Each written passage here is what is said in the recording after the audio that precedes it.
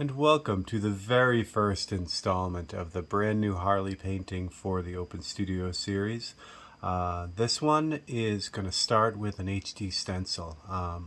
I've used these a lot in the past. They're a great way to get a painting started. And this HD stencil is actually part of a series of paintings I've done. I'm in the process of doing 5 exactly the same size paintings that all begin with these HD stencils. So before I get to that, talk a little bit about the substrate. This is an ampersand clay board, and it is an odd size. And the quick story behind that was when I started this series, I had ordered some special frames for them for all 5 paintings. Well, they came in the wrong size.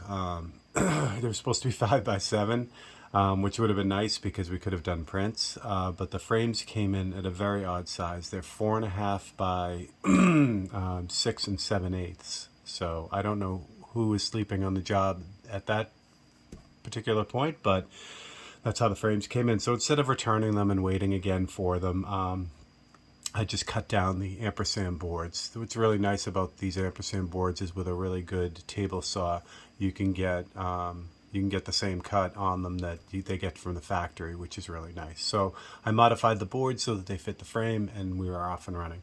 So let me put this aside. This is also, excuse me, this is primed with Waterborne Sealer White. So there are about 3 coats of that on there to give it a uniform finish. I talked about this a lot. You can certainly paint directly on the clayboard surface. It accepts acrylic paints, actually all kinds of different things, but it accepts the acrylic paints that I use and airbrush really, really well. But I've gotten really used to having a, kind of a similar surface on everything that I paint, and that Waterborne Sealer does that for me. So that's why I use it. All right, so here's the HD stencil. Oh, what I should do is I will also cut in and show you the reference photo so you get an idea. And I used to go every year when I was in Massachusetts, and I got tons of great photos. So there was one Harley that was there, and it kind of looked like a barn find. It definitely wasn't touched. It was rusted and dented and just absolutely beautiful. So I took a bunch of pictures of it. I've used this bike in a number of photos or paintings, so I decided to include that in the 5x7.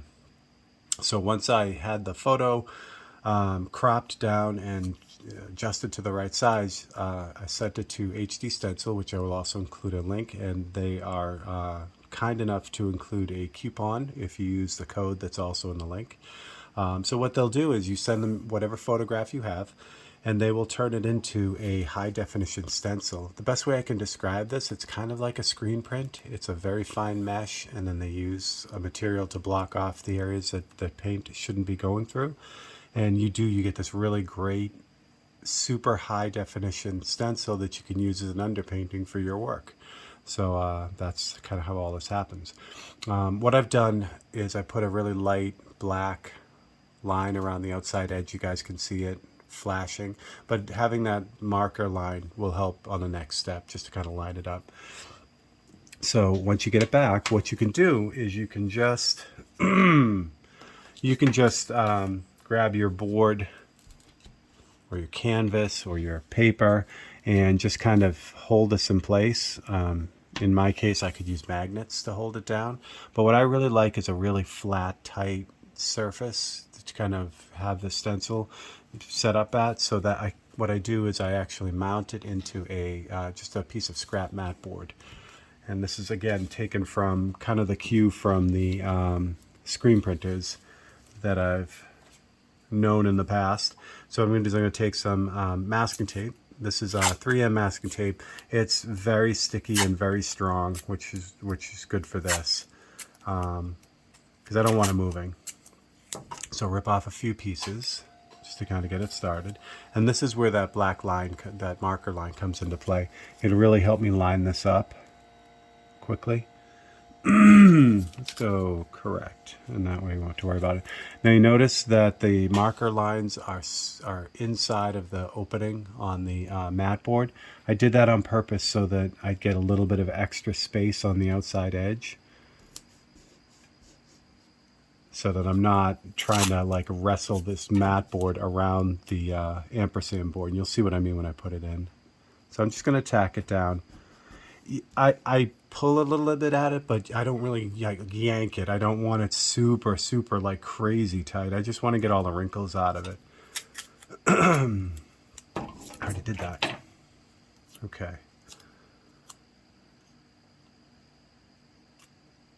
So I just give it a little bit of a pull, and that will be enough that'll take all the wrinkles out.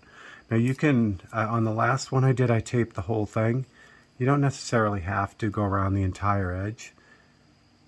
Again, because this isn't really to like lock it down. This is just to kind of straighten it out. Keep it nice and tight. So I'll put a couple on the outside edge a little bit. Make sure that's nice and tight. And again, I just don't want any wrinkles. Here we go. And that will work fine. That's it. So again, I could tape around the whole thing and really, lock it in, but that's looking really good. So it's nice and secure and it's on there and not going anywhere. Next up, just grab the board, center that. And then this will go right on top of this. Now I could still use those marker lines to now line this up with the edge of the board. And now I'll use the magnets, use the jumbo magnets I think, on this.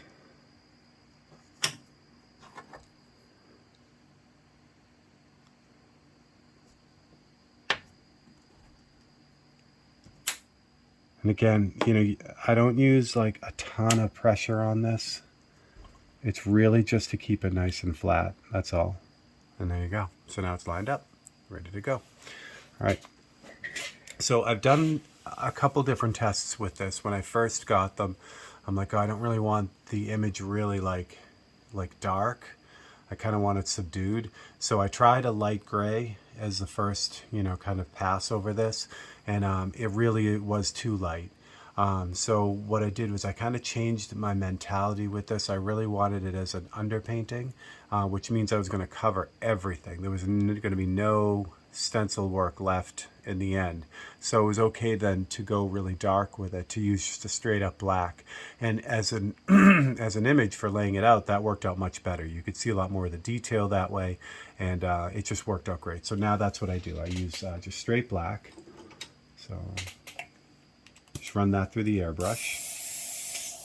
Or, if you have a small spray gun, that'll make quick work of it too. I just like the control of the airbrush, but like I said, you can get away with any type of spray type of gun or airbrush or whatever. You don't really need anything specific. I mean, it should atomize paint pretty finely, just so you can get all the detail. You don't want to really hose the thing down. And then that's it. It's light layers over the entire thing.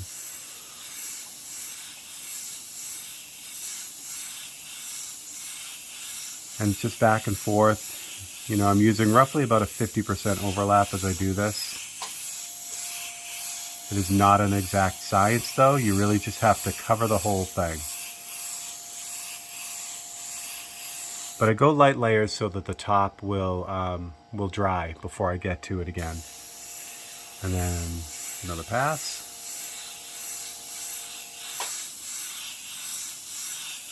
And what's nice is as I spray this, you can actually see the image start to develop.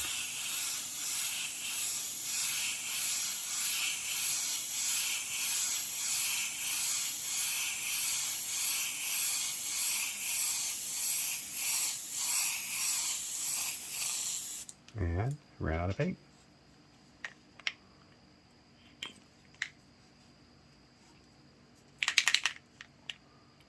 Here we go. And this is just wicked opaque black is what I'm using for this. Now you could obviously you can use anything you want. If you wanted your underpainting to be, say that you're shifting this whole thing to like a, I don't know, you wanted your underpainting in red. As long as it's a contrasting color to the white, you'll be in really, really good shape. Use any color you want, and sometimes that's really a lot of fun. It'll push you in a different way, and if any of the underpainting shows through, having a different color will actually be really nice. So, I mean, it's really totally up to you. Again, though, if it's not really contrasting color, say you wanted to do this in yellow, it would work, but you'd have a difficult time seeing it. There's not a lot of contrast between the yellow and the white background. However, if you used a black surface and you wanted to do this in opaque white, you'd have a whole different kind of thing. So the options are endless. It just takes a little bit different mentality. You got to think about it a little bit differently than normal, kind of drawing things out, or especially drawing things out. When you draw the image out, you have the contour, you have the outlines. This is giving you all the shading and all the forms themselves. So it does take a little bit of different mentality when you're working on it, but I'll show you that as we go.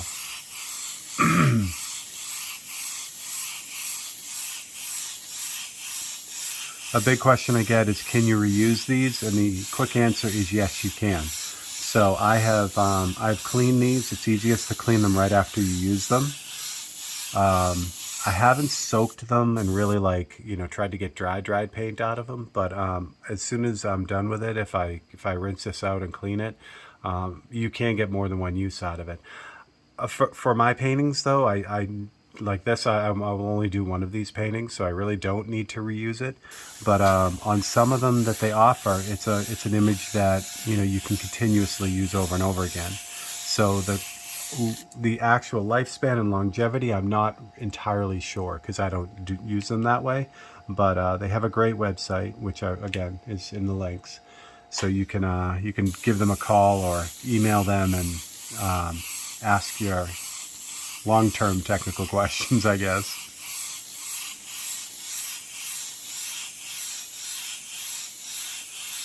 The other question I get a lot too, which I'm not 100% sure of, is, are they solvent proof? And that, again, I'm not sure of. I want to say yes, but I'm not 100% sure. I've seen these used on a lot of motorcycles, so that leads me to believe that they are solvent-proof to a degree. But yeah, you want to make sure before you go and use them all over your bike. Okay, so that should be good. Now, I've done this where I've pulled it off and then maybe needs another hit. It's not impossible to reline up, but it is difficult, and you don't want that double. If it's slightly off, you'll get kind of a double vision type of look. So usually I try to be patient and get everything I need to get on it in one shot, and then we're ready to go. So this is what it'll give you, which is pretty crazy, right? So there's the image.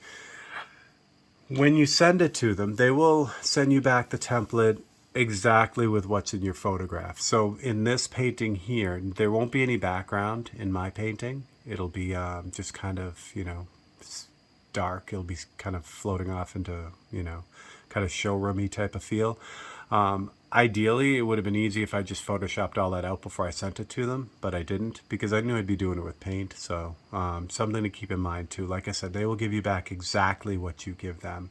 So if you want to make changes in your photo, you want to do that beforehand, and that's how it works. So yeah, so that is a start. Yeah, there's a dude standing right here. He's coming out. But you really start to get a feel for it. And this is I'll zoom in so you can see it. So it gives you this kind of newsprint type of texture on it, which is kind of neat.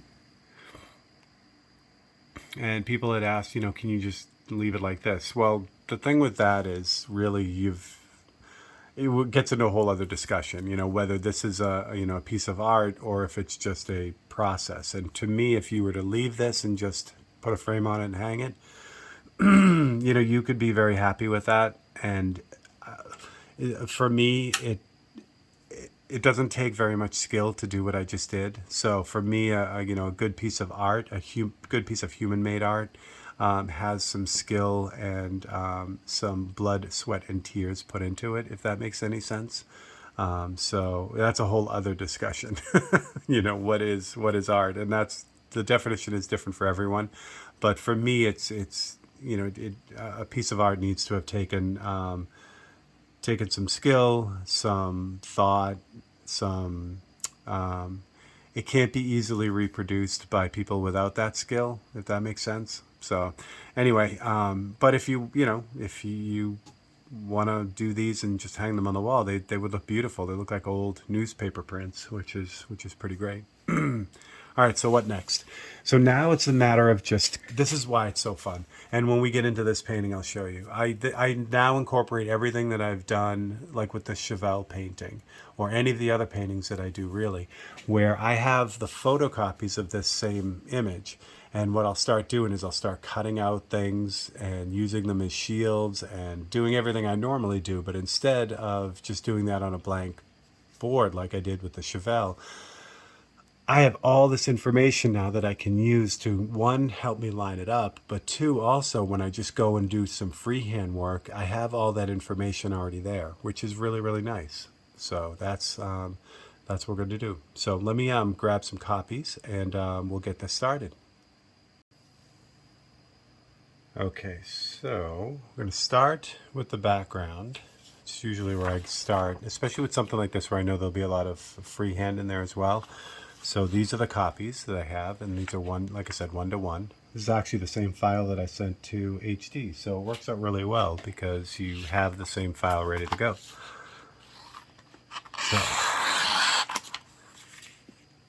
I am really enjoying these open studios. They're also very difficult for me. When I do the live feed, it's like I have, usually an hour and a half, maybe 2 hours to kind of like show something, get something done. So the Open Studio was designed to not be that, not be rushed, just kind of, you guys are hanging out with me and whatever it is, however long it takes, that's what it's going to take. But that's a difficult thing for me. Like I want to I want to make sure I have everything ready to go and, so it's difficult. When it gets into something like what we're about to do, I'm like, I don't know how good TV this is. So what I need to do is I need to cut out the bike so that I have just the background exposed. And again, that can be non-exciting. So what I may do is I may speed this up a little bit so you don't have to watch the entire process real time. But I'm not sure. So, I kind of said that we would do this real time no matter what, so I may end up just going with that. But if this immediately speeds up, you'll know I made the decision after. But it's basically going to be just removing everything but the bike itself. I enjoy this part of it because this is when I really start to dig into the reference photo and start understanding what I'm looking at. So it's an important part of the painting for me too. Just because it really starts getting me into what's happening with the painting. Actually, I don't think I will speed this up because there are some things to kind of talk about as we go. Things like the brake lines and these braces that are holding the front fender on. For the background, I don't have to cut these out and leave them. I can just cut them out entirely and then paint them in after. Same thing with the spokes of the wheel. So what I'm looking for is just big background shapes. These things I can paint on top of the background. The fender and the tank and the motor and all that, if I just painted the background, because it'll be a fade, like a dark gray, almost black up here, a fade down to really light down here. So if I just spray that background first, well, first I have the HD stencil there, so I'll cover all that. But even if I did that before the HD stencil wouldn't have shown up on the black up here, so I wouldn't be able to use that. Now I could be tricky and spray the background the way I'm going to do it, and then spray the top half with white and fade that to about midway, and then continue on the rest of the HD stencil with black, so that when I pull this up, I would have, the image in white up atop on the dark background, and then dark on light. But that's, I don't know. It just seems like a lot of wrestling with visually. So this well, seems like it takes a lot more time. Again, it's time for me to kind of really start to dig into that reference photo and start to like understand what is actually going on in it. Things like the sidecar, like when I was, kind of prepping this and putting everything together, didn't even realize that there was a sidecar on it till I really got to, kind of like look at it and set it up. I'm like, oh, that's interesting. I don't remember that. So, that's major, but there are minor things too, that you really start to kind of put together at this stage. And this is before, when I would project things or just draw them directly onto the surface. That's exactly what this stage would do as well. So when I'm drawing the image on, I'm really taking the time and learning, what's going on in that image, and start to like dissect the values and different things like that. What's going to go where as far as the background, that kind of thing, as far as colors, and again, values that will set things off, which will make things really kind of pop where they need to pop. The star of just about any motorcycle painting for me seems to be the headlight and the tank. So on most bikes, that seems to be what people gravitate to first. So try to keep that in mind when I'm doing these paintings. I have paintings where it's, you see neither, it's the rear end of the bike or whatever, but lights tend to always get some attention, especially in this one. So that's one of the big reasons that I'm doing the background the way I'm doing it. With a dark background, that reflective headlight is really going to pop off, and it's going to become the main part of this painting. Plus the contrast too. I love that the headlight is in really, really, like the actual lens and the glass is in really, really good shape. The rest of the bike, the tank even has dents in it, which is beautiful, but that headlight is like mint. And it's like the eyes are the window to the soul of a human.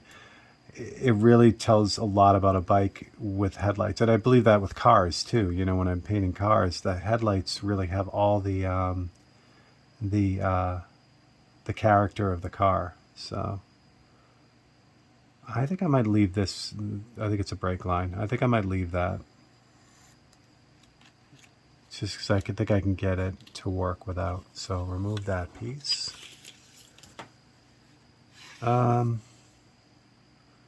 Yeah, this is kind of one of those things, this little line right here. I could just cut it out and paint it. Plus it's very dark. It's almost black, which makes it even a better candidate for cutting it out. If it's, really opaque, white or black, like the spokes and things, those are easy to leave out and then just paint them on after. But that's easy enough. And if it doesn't work, it's not a deal breaker. Same thing with this brace. This brace here is big enough that it's easier to leave it in than take it out. The spokes are never easier to leave in. I mean, I shouldn't say that. If you did a painting of like right of this front wheel and that was it, then yeah, there's an argument for leaving the spokes in, because you're right in on it, and it's, the spokes are now bigger. But the way I deal with the spokes, yeah, there's no need to leave, try to cut all them out now. The underspray will just fog all over them anyway, so it's not even like you're going to get a clean. I mean, if you were masking this off with adhesive mask, kind of working at it that way, then yeah, you could get that to work. But for this method, there's no need to have those spokes in there. All right, so the sidecar is there. This bike was at the show a couple years in a row, and I never got to talk to the owner because we were always flying around doing stuff. But like I said, I've used this bike in a couple different paintings. It would be great to find the owner at some point. All right, so looks like a ribbon hanging off, an award ribbon. So we're going to leave that off. Oh, and trust me, I have cut out things or included things that I didn't realize were after the fact, not important, like the ribbon. I mean, it certainly is important to the person who owns the bike, but for this painting, it's not part of the painting. It's not what I want in there. So I've done that. I've like included, usually it's like a person's body, you know, like a bit of someone's body, like if they're standing behind the vehicle or bike or whatever, and I missed that there's a foot, you know, their foot is down here, but it looks like it's part of the bike. I've done that, so that's always fun. It's fortunate when you catch it before the painting is done, not so nice when you catch it after the painting is done. But those just become funny stories. Not funny.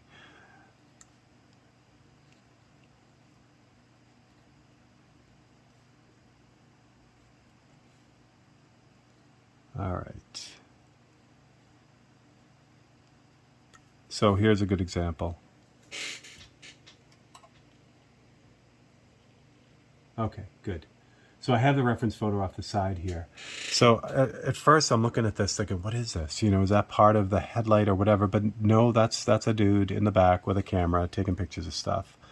So we don't want to include him in the bike. Now that, it's hard to tell from the photocopy. Now, once I told you that's what that was, you know, it's easy to see. But having the actual reference photo is, I mean, it's invaluable anyway, just because, you know, you need it for everything. But being able to, like, I have it on my tablet right here, and being able to zoom in on that and really like get a good look is great. I mean, that helps out. So we'll remove that piece. I do hold on to these for a bit. I just throw them off to the side. I might need them if, you know, for something. On a bigger painting, generally I don't. But you know, it's easy to hold on to them. You know, if they're tiny, I don't do anything with. This is another bike in the background right here, so I don't need any of this. There is another painting in this series of, it's another, you know, I don't want to say cruise night. It was more of a you know, drive-in type thing. And I've got some great pictures of this pair of old Fords, and that one could easily be like this. Like I could pull everything out of the background, but in that instance, I'm leaving everything. I want it to feel like Saturday at, you know, at the cruise day. So it all depends on the painting. Okay, so good. So all this is cut out in here. Actually, I get all this in here too. Yeah.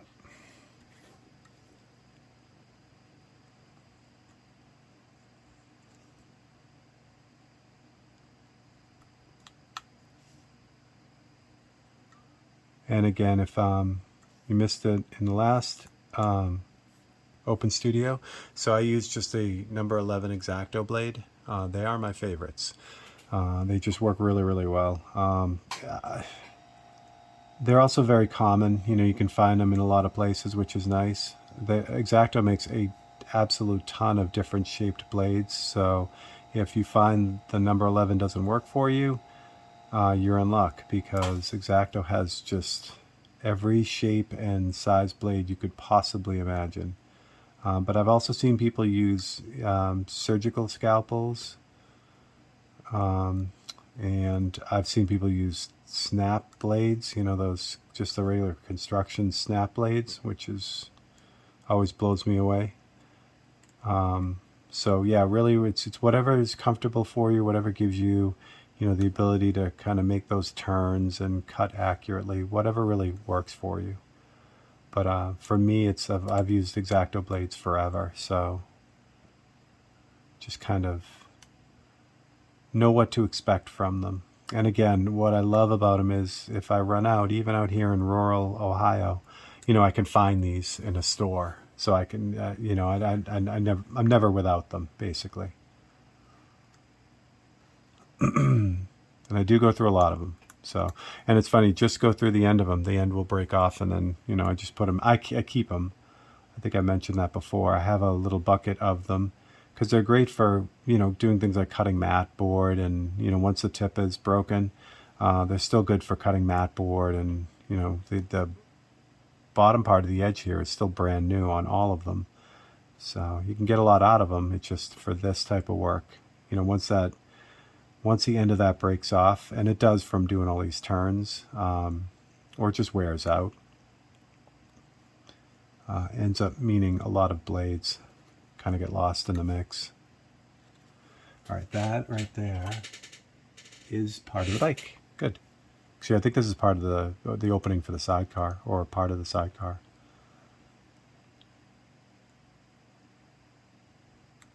What I do have to do, though, since I've kind of collected this photo for this, oh, actually I don't want to do that, because that's that. I have it all cropped on my tablet here. What I really should do is have the original photo, which has the rest of it. So when you see the rest of the image, that will also help kind of straighten out what's what. All right, so that is good. I'm thinking I'm going to just, so for down in here, there was the dude standing right here.